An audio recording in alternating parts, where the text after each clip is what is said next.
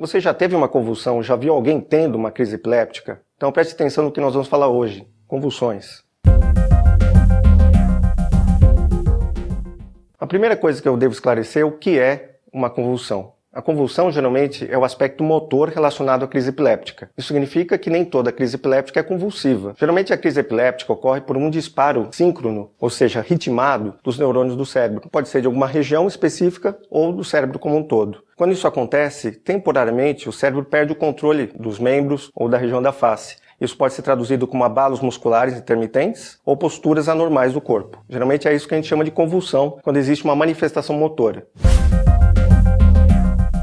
Então, quais são as características que nos fazem reconhecer uma convulsão? Uma convulsão, ela pode ser muito diferente de pessoa para pessoa. Ela pode variar desde uma crise de ausência até mesmo uma convulsão generalizada, que é aquela que a gente costuma perceber quando às vezes aborda alguém na rua quando passa mal. A crise de ausência, que é muito comum, em crianças, ela pode passar muito despercebida. Isso porque, às vezes, a criança só para o olhar, retoma o contato por segundos. Às vezes, esses segundos que ela fica inconsciente já faz com que ela perca rendimento escolar, por exemplo. Existem outras formas de crises, que são as crises parciais, as crises focais. Nela, a pessoa fica acordada, ela percebe toda a sua crise. Quando isso acontece, ela nota, às vezes, um repuxamento no rosto, o braço pode começar a formigar ou começar a ter uma sensação diferente. Ela começa a sentir alguns abalos, posicionamento extensor tônico, ela fica com o braço rígido, e a partir daí ela pode ter a perda de consciência. Uma outra situação que também pode acontecer é a crise generalizada. Essa é a mais comum, essa que todo mundo já conhece. É quando a pessoa tem a perda de consciência, ela geralmente prende os dentes, ela saliva bastante, ela pode virar o rosto, virar os olhos, ela pode ter abalos generalizados, no chão, alguém às vezes chega, ela está toda se tremendo. Nesse caso, eu vou citar daqui a pouco o que a gente deve fazer, protegê-la de evitar um acidente.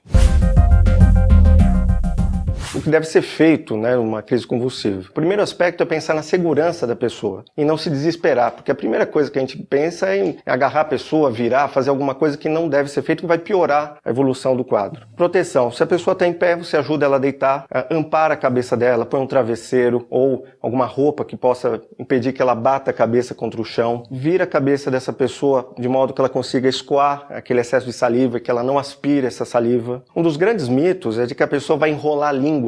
Ao enrolar a língua, ela vai se sufocar. Na verdade, isso não acontece. Não introduza caneta, colher, o seu dedo, nem pensar. Vire a cabeça da pessoa, espere escoar a saliva. Mas vai machucar a língua. Geralmente, as lesões na língua são superficiais. Vai passar alguma medicação depois que vai melhorar. Mas se você introduzir algum objeto, ela pode se ferir. A cavidade oral dela pode sofrer algum ferimento e você mesmo pode se ferir e introduzir o seu dedo. E esperar que a crise vai acabar. Isso, geralmente, uma crise epiléptica dura 1 minuto, não muito mais do que isso. E nesse tempo, já solicitar que uma outra pessoa chame ajuda médica, uma ambulância, para que ela possa ser removida para o hospital. Existem algumas informações importantes que devem ser levadas em consideração ao encaminhar a pessoa para o médico. Então, quem presenciou a crise epiléptica deve perceber a condição que a pessoa estava, se ela estava consumindo bebida alcoólica, por exemplo, se ela teve perda de consciência na via pública, a duração da crise. Pode ter durado segundos a minutos. Quanto tempo a pessoa permaneceu desacordada? Quais foram as manifestações que ela teve? Se ela apresentou abalos musculares, se ela ficou toda contorcida, se ela virou os olhos, se ela mordeu, apertou os dentes, se ela se machucou de alguma forma. E depois, o que a gente chama de estado pós-ictal, se ela ficou sonolenta, se ela ficou confusa, agitada. São informações muito importantes que devem ser levadas ao médico para que ele até possa reconhecer a crise epiléptica. Vocês devem estar curiosos sobre as causas das crises epilépticas, o que leva uma pessoa a ter uma convulsão. Em geral, as causas clínicas são as mais comuns. O excesso de bebida alcoólica, ou a falta, a abstinência de bebida alcoólica, o uso de medicações sedativas, ou a falta, a privação dessas substâncias, infecções, alguns problemas no sangue, como a falta de sódio, a redução da glicemia, o excesso de glicose no sangue, entre outras causas clínicas. Causas neurológicas, o que nós podemos citar? Tumores cerebrais, hemorragia, ruptura de aneurisma, aumento do volume cerebral por líquido excessivo no cérebro, meningites. Por isso que é importante que quando a pessoa tem a primeira crise convulsiva, ela seja levada para o hospital.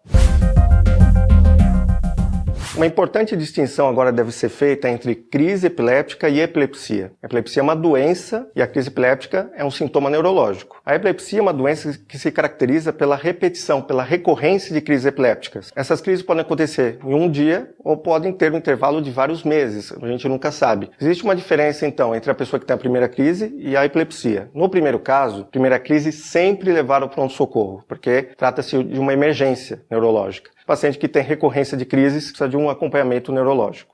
Esse é o objetivo do canal Doutor Ajuda, de trazer informação que vai te ajudar a informar o teu médico sobre os sintomas e dessa maneira ele vai encontrar o diagnóstico e o tratamento adequados. Você sabia que a principal causa de escape de crise convulsiva é a falta do uso da medicação?